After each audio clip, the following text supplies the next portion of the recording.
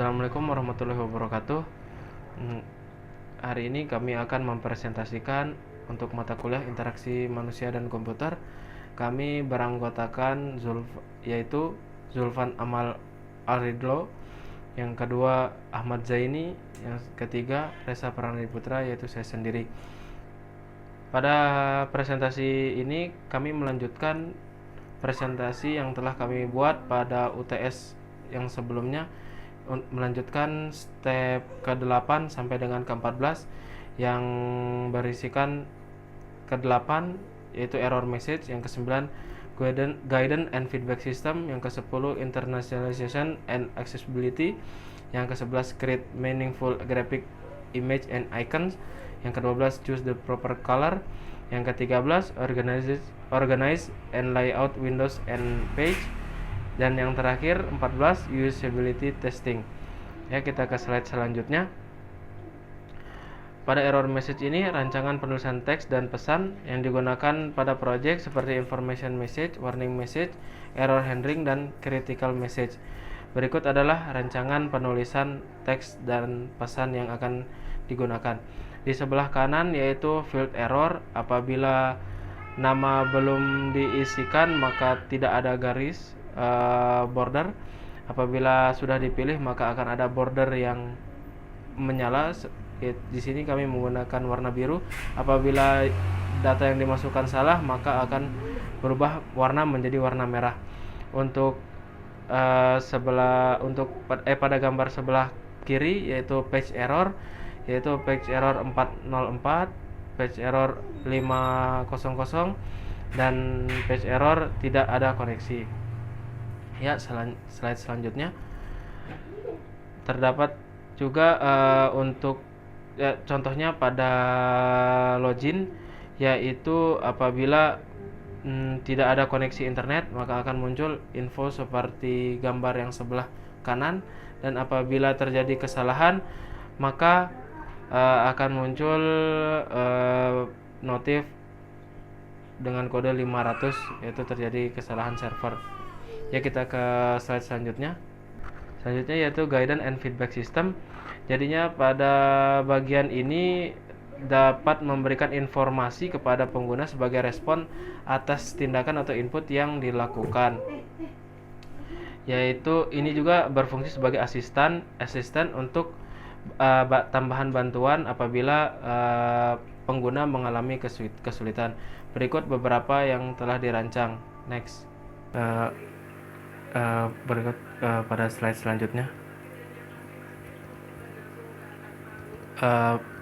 Pertama, halaman beranda terdapat pemberitahuan bahwa telah berhasil login pada sistem. Yang kedua, sidebar ini memberitahukan fitur-fitur apa yang terdapat pada menu tersebut. Yang ketiga, informasi mata kuliah, terdapat penjelasan terkait mata kuliah yang sedang ataupun yang akan dijalani. Yang keempat, pengumuman dari sini terdapat pengumuman penting dari akademik kepada pengguna, yaitu mahasiswa. Ya, kita ke slide selanjutnya. Step nomor internationalization dan accessibility. Internationalization adalah proses merancang dan mengembangkan produk atau aplikasi agar dapat mudah disesuaikan dan diterjemahkan ke dalam berbagai bahasa. Accessibility mencakup desain dan pengembangan produk yang dapat diakses oleh sebanyak mungkin orang. Berikut adalah analisis terkait step 10 ini dari web Siakat. Kita ke slide selanjutnya. Pada web Siakat tidak terdapat pilihan bahasa Indonesia, sehingga kami di sini mengusulkan terdapat pemilihan tambahan bahasa baru sehingga dapat digunakan oleh mahasiswa internasional. Next, selanjutnya. Pada web Siakat menggunakan bahasa yang tidak konsisten. Contohnya adalah pada menu dashboard, nama halaman, histori pembayaran, dan tab histori USB. Di sini masih mengandung bahasa asing, tidak satu bahasa. Next. Berikut adalah usulan yang kami gunakan dan kami seragamkan seperti pada contoh di bawah ini. tidak ada campuran bahasa sehingga sesuai dengan prinsip konsistensi. Next. Berikut adalah contoh pada penanganan akses untuk apabila pengguna mengalami gangguan buta warna.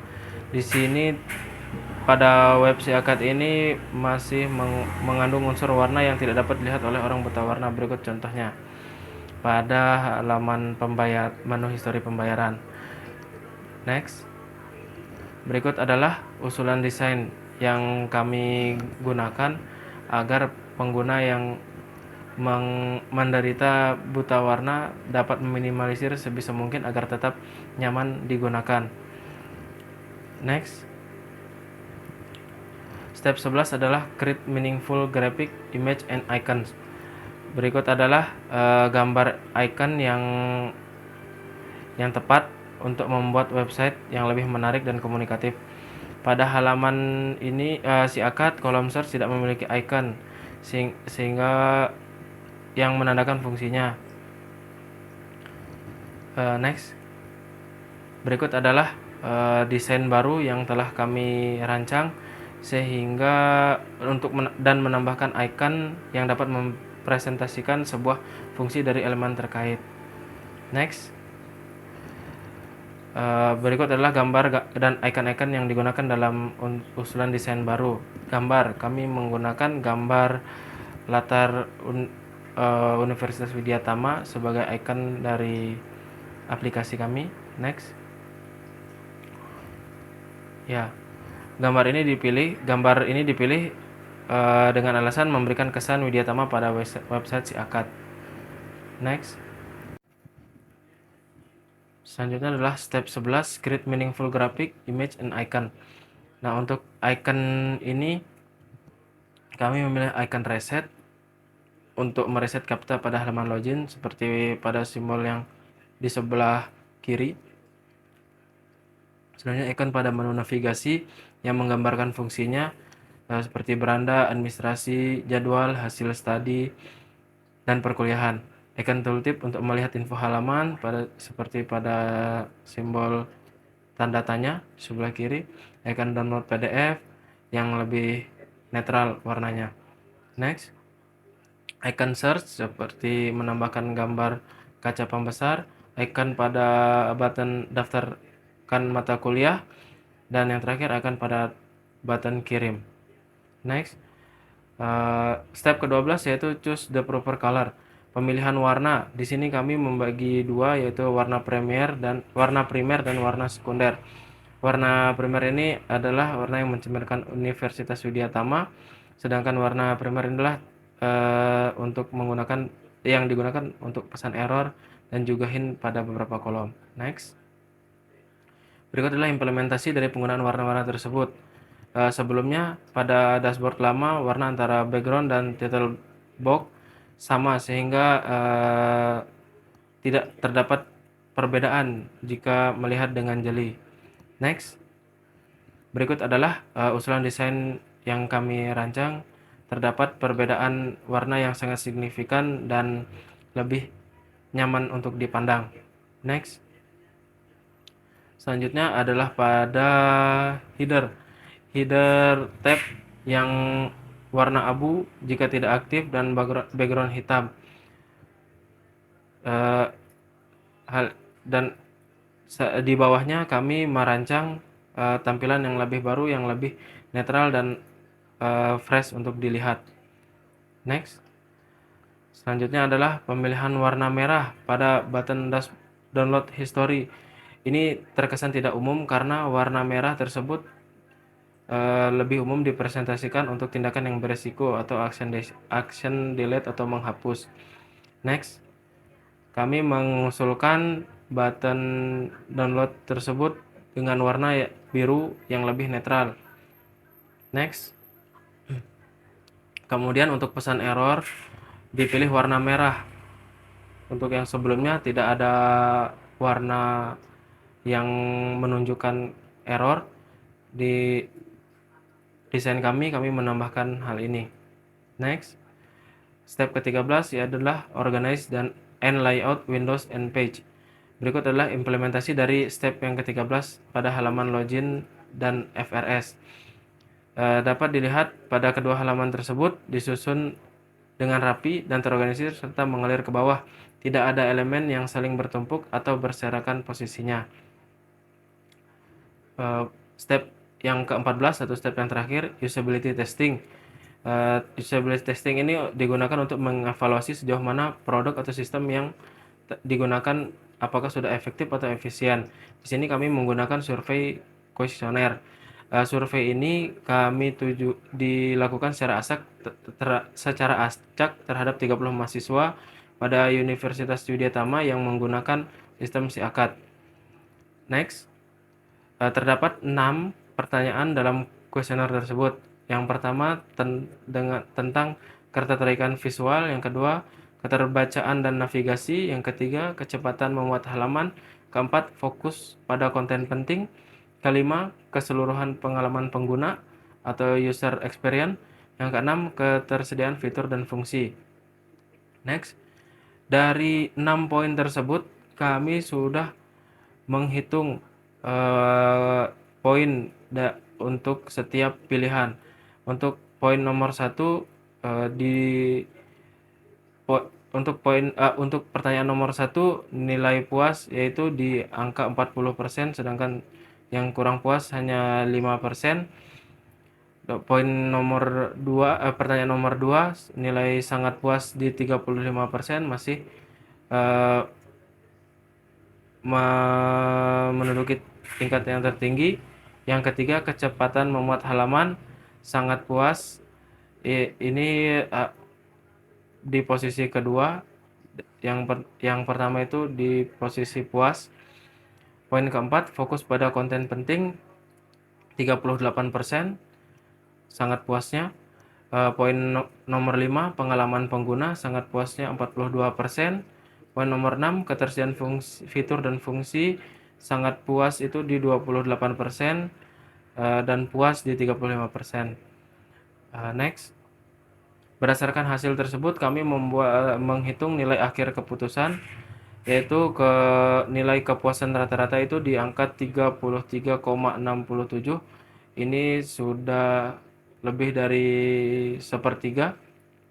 Dengan tingkat kepuasan tinggi itu 65% dan tingkat kepuasan menengah 22% dan tingkat kepuasan rendah itu 13%. Sekian dari untuk penjelasan step. Selanjutnya akan dilanjutkan oleh rekan saya. Baik, terima kasih untuk kesempatan yang telah diberikan. Perkenalkan, nama saya Zulfan Amal Adilro dengan NPM 40622110004. Di sini saya akan menjelaskan detail dari komponen pada desain web SIAKAD.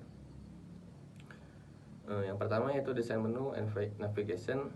Pada desain menu ini terdapat 4 komponen, yaitu header, footer, sidebar sebelah kiri, dan juga main content. Untuk penggunaan warna ini menggunakan 5 warna dengan model pastel. Lanjut ke menu yang pertama, yaitu menu login. Pada menu login itu terdapat form untuk login menggunakan NPM dan juga kata sandi. Juga terdapat textbox untuk mengisi captcha dan ada tombol untuk refresh captcha.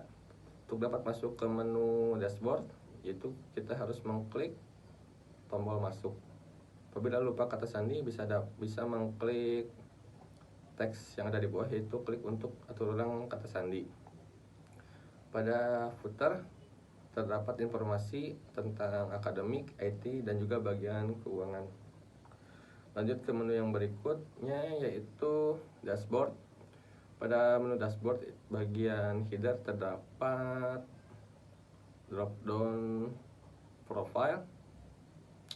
Pada sidebarnya itu terdapat navigation, yaitu dengan yang berisi administrasi, jadwal, hasil studi, dan juga perkuliahan. Pada bagian main kontennya berisi jadwal hari ini, yaitu jadwal perkuliahan pada hari tersebut, dan juga pengumuman.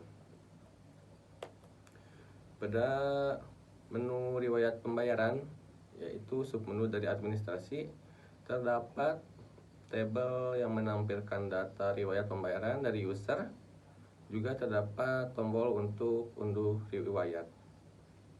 Lanjut ke menu berikutnya yaitu jadwal kuliah. Ya, jadwal kuliah ini masuk ke menu jadwal.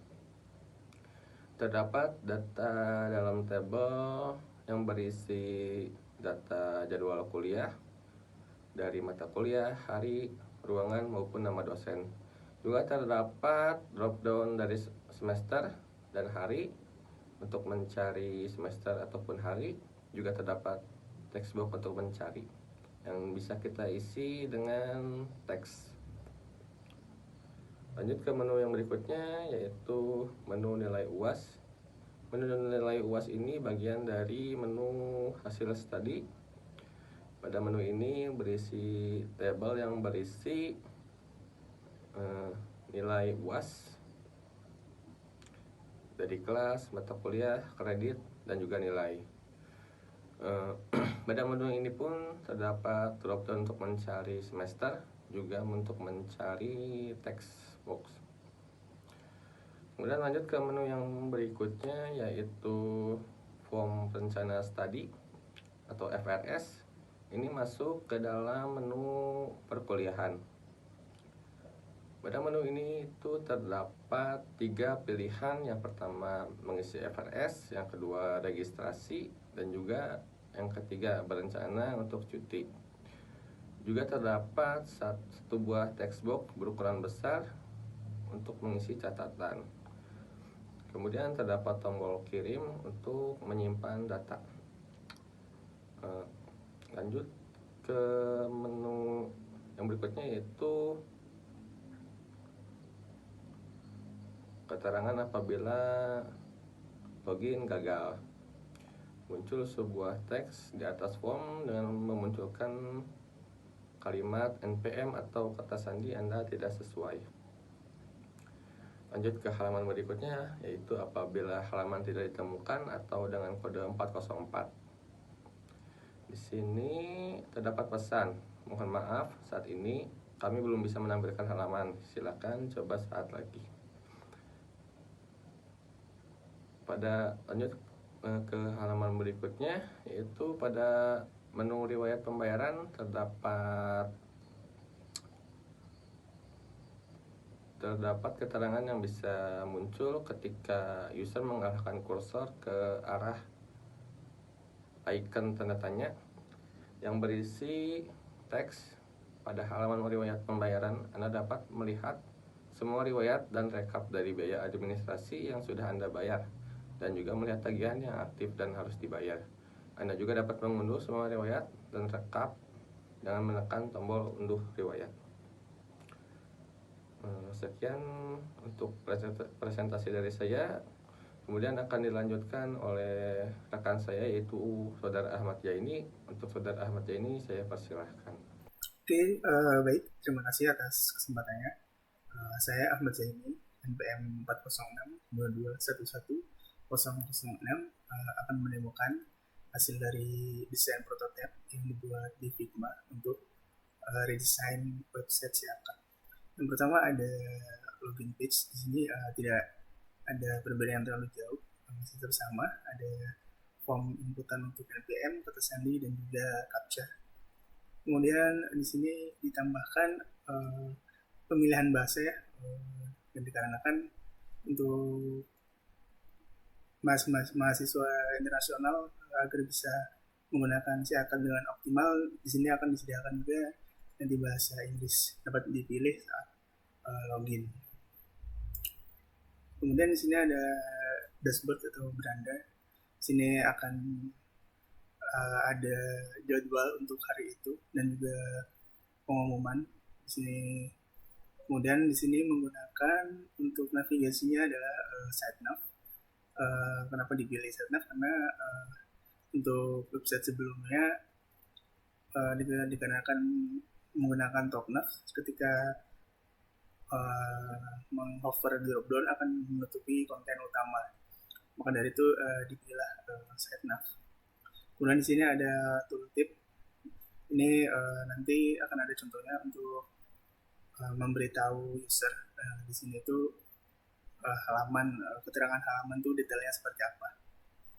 Kemudian selanjutnya ada di menu administrasi, yaitu di riwayat pembayaran.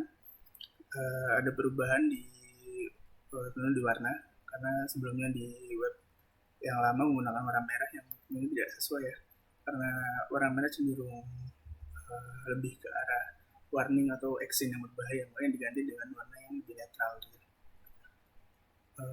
Kemudian di sini ada scroll bar juga. Ketika kontennya mungkin lebih dari 7, maka nanti bisa di scroll menggunakan scroll balik sampai. Oke, kemudian selanjutnya ada jadwal kuliah. Nah, di sini sebelumnya di website yang lama tidak ada icon yang menunjukkan bahwa ini adalah drop down gitu. Jadi user terkadang tidak tahu sebenarnya di sini bisa milih semester dan hari, karena dengan tidak adanya icon drop down ini. Dan juga untuk fitur cari ditambahkan icon yang sebelumnya tidak ada, itu icon search di sini. Dan juga di sini ada enroll mata kuliah yang sudah dijabarkan ke bahasa Indonesia di lokalisasi. Cukup untuk jadwal. Kemudian ada nilai UAS juga, sama seperti sebelumnya. Di sini juga ditambahkan icon untuk drop down agar user mengetahui juga ya, ini adalah sebuah drop down. Untuk mencari juga ditambahkan icon search. Oke, untuk selanjutnya form rencana studi atau FRS. Di sini sudah mengikuti step 13 ya. Sudah runtut, sudah mengalir ke bawah, tidak ada yang berserakan untuk posisinya, dan juga sudah rapi mengalir ke bawah. Kemudian di sini juga ada button kirim dan ikonnya. Ada diganti, sebelumnya kan formnya submit gitu, karena ini menggunakan bahasa Indonesia, ini berubah ke kirim. Oke, ini menggunakan radio button untuk screen controlnya. Selanjutnya ada error handle di sini jika contohnya di login page ketika sandi atau npm salah, maka akan muncul error. Sini backgroundnya berwarna merah untuk menandakan sebuah error, dan ada pesan juga npm atau kata sandi tidak sesuai, sehingga user dapat menginputkan lagi npm atau kata sandi yang sesuai.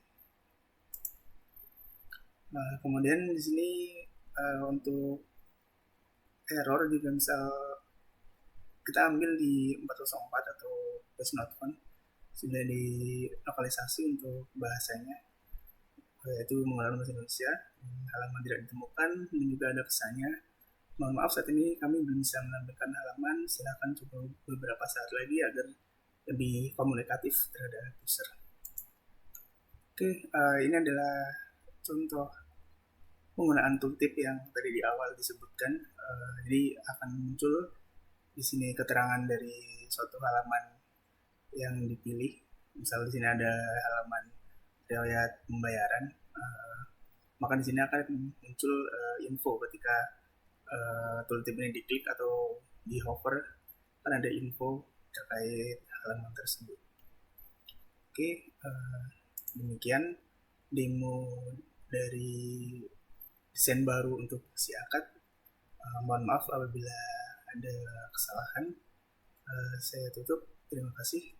Maaf sebelumnya, untuk tugas yang saya kerjakan setelah sesi UTS adalah step 12 dan 13.